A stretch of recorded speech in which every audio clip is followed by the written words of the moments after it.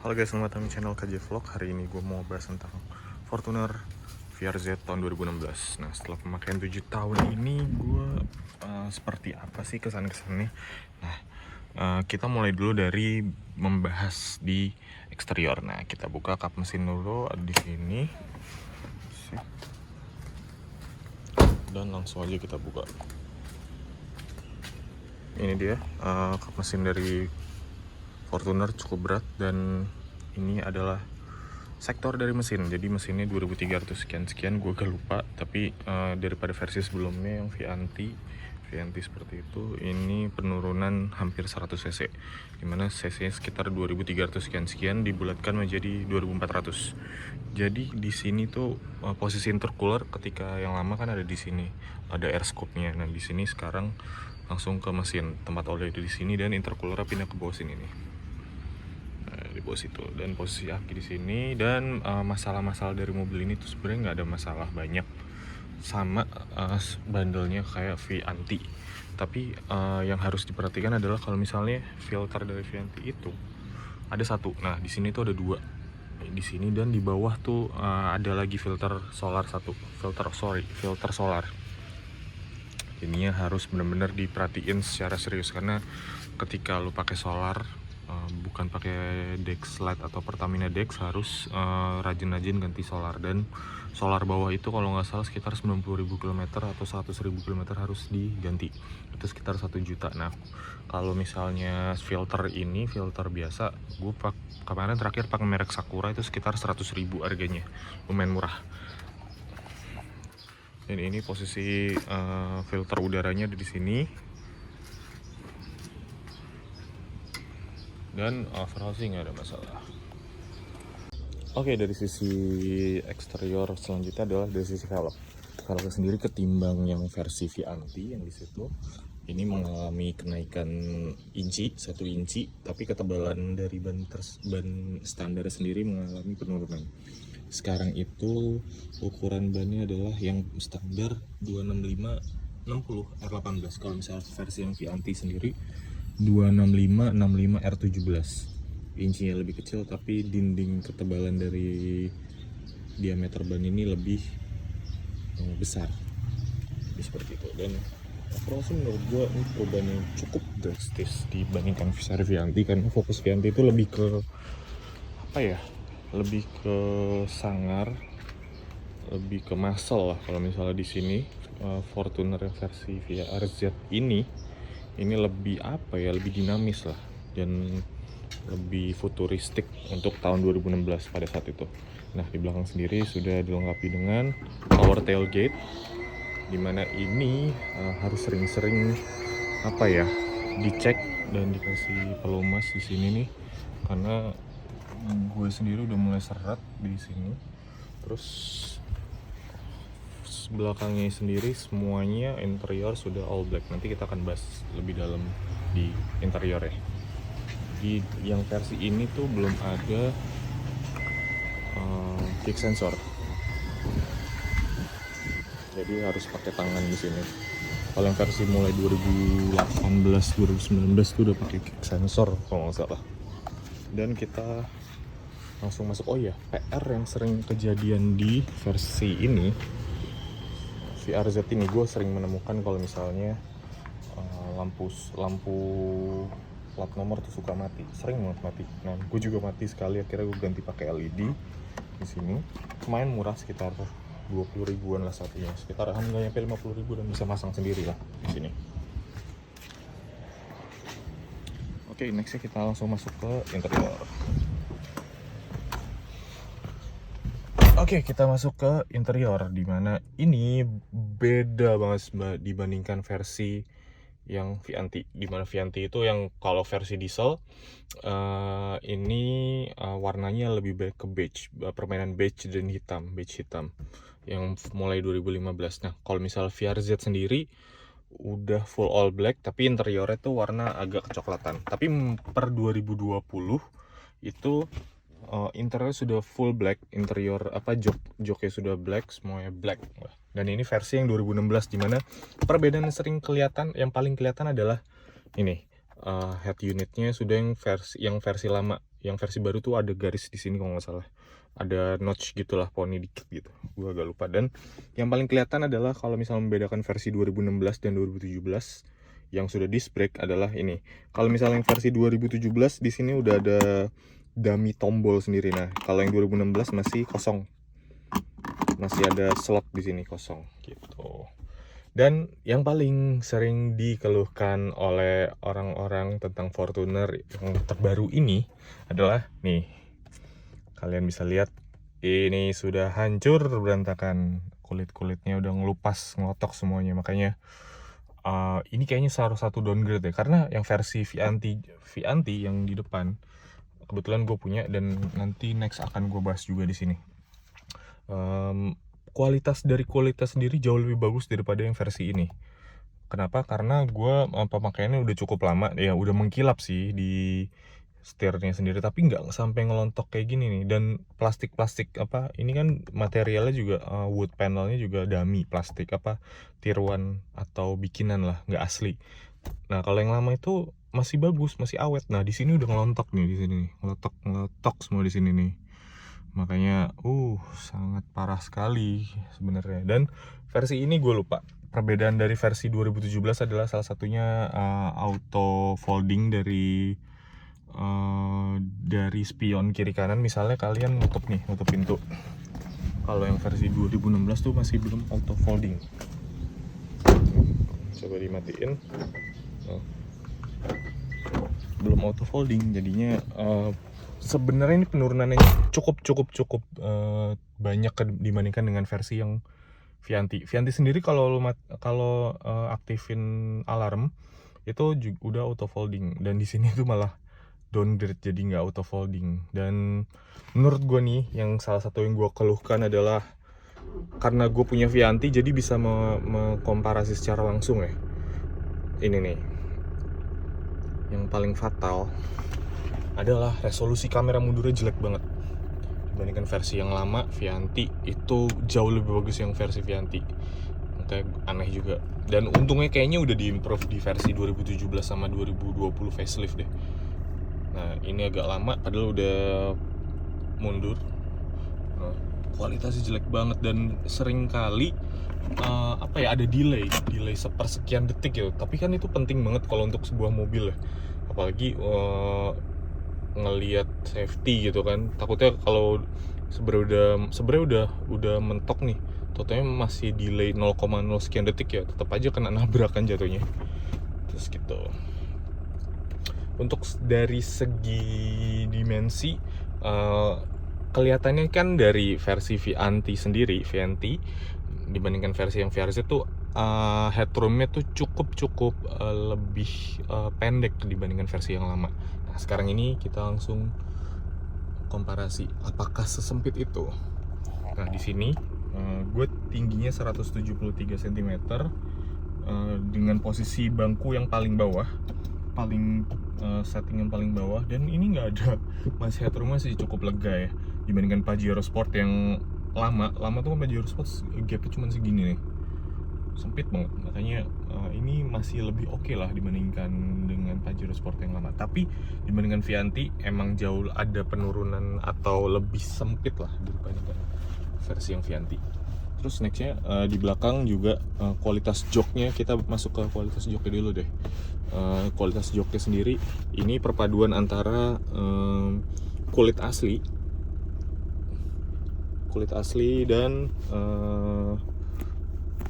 kulit tiruan atau kulit tiruan, bener ya. Di sini tuh kulit asli sampai sini.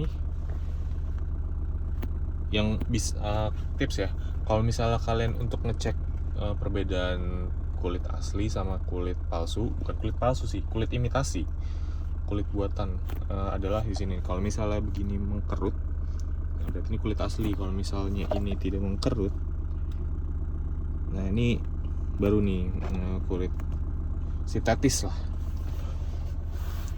Di sini ada eco dan power mode. Dan ini enaknya juga bisa diganti pas lagi run.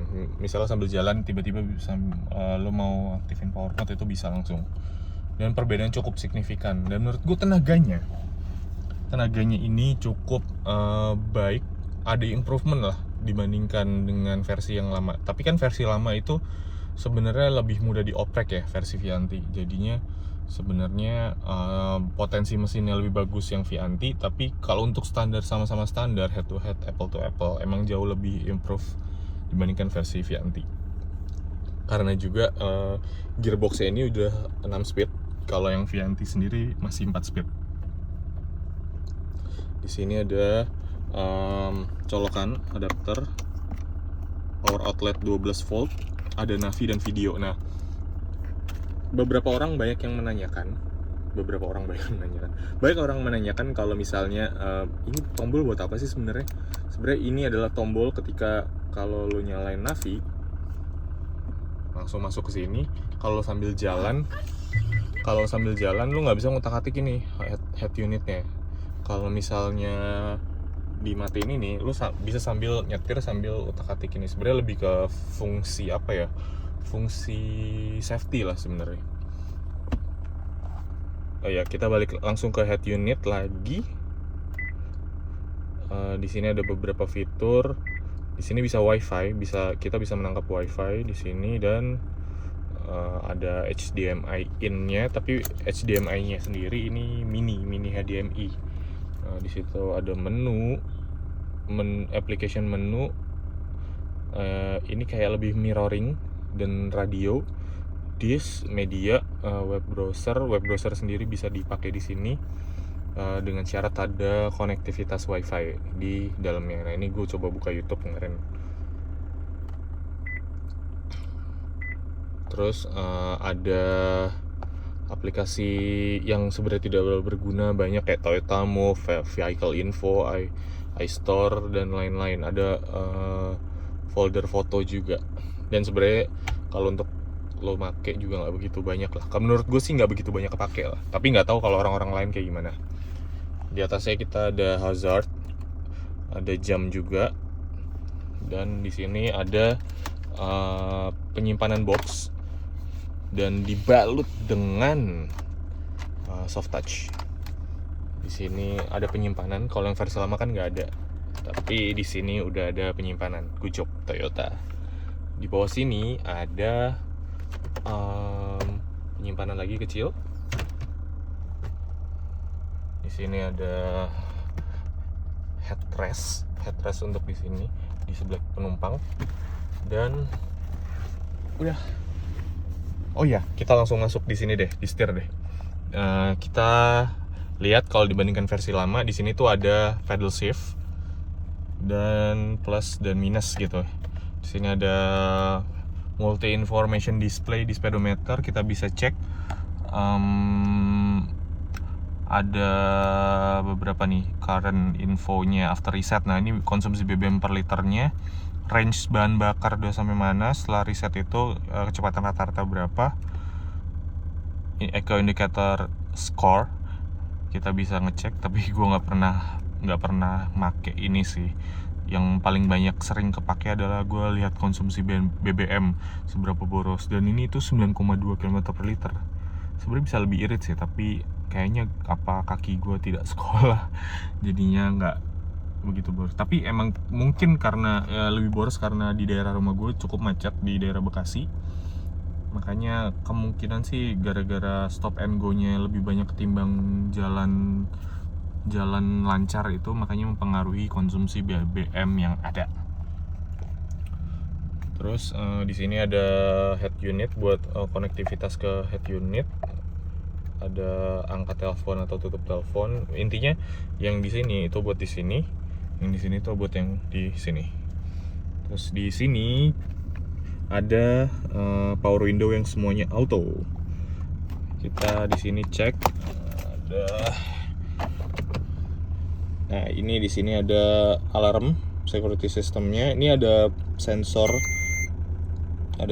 kiri kanan depan belakang, yang samping bisa diaktifkan dan dimatikan, tapi kebanyakan gue matiin sih karena berisik sih seringnya. Ini ada parkir sensor yang belakang, yang lurus, sensor parkir yang belakang lah intinya. power door off. Ini power tailgate-nya ini bisa dimatikan atau dinyalakan, dan ini kita buat membuka power tailgate yang belakang. Di sini ada engine start stop, dan udah itu aja sebenarnya yang tombol-tombol yang ada, dan ini AC sebenarnya. Oke, langsung aja kita duduk ke baris belakang. Apakah sesempit itu? Kita cek.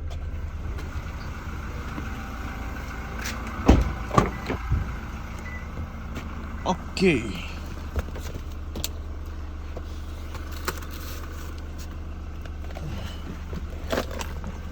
Oke, sorry agak berantakan, dan ini adalah baris kedua dari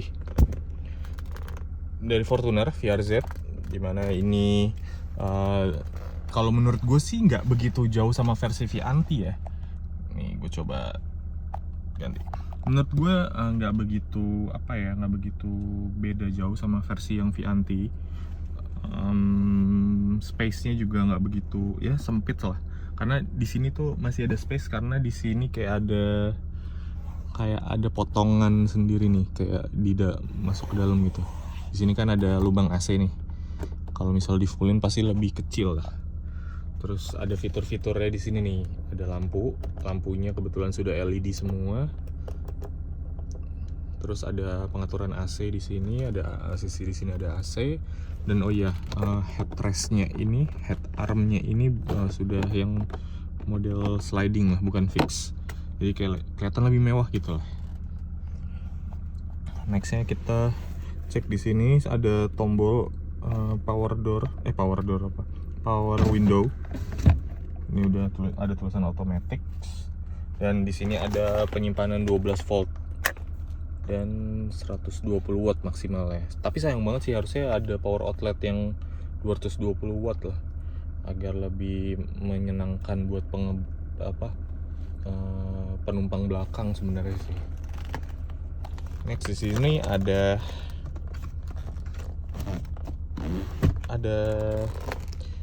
headrest yang berguna sebagai cup holder juga. Dan ini modelnya sliding ya, soft opening dan soft closing. Menurut gue oke lah kalau misal duduk di belakang dibandingkan versi lama. Maaf agak berantakan, dan ini adalah space belakang, tapi di sesi ini kayaknya gue nggak mau bahas terlalu dalam tentang space belakang karena sempit sekali dan agak ribet lah intinya. Dan di sini ada seat belt 3 titik.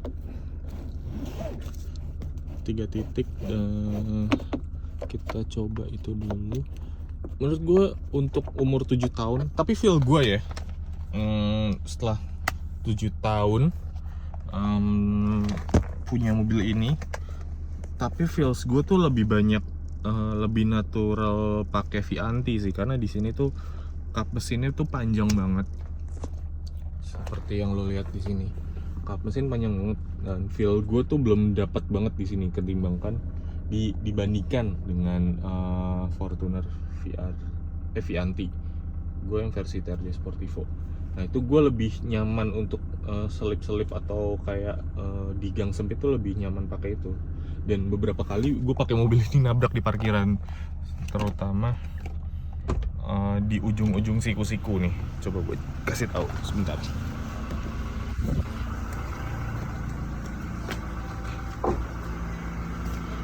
Nah, di sini light chat,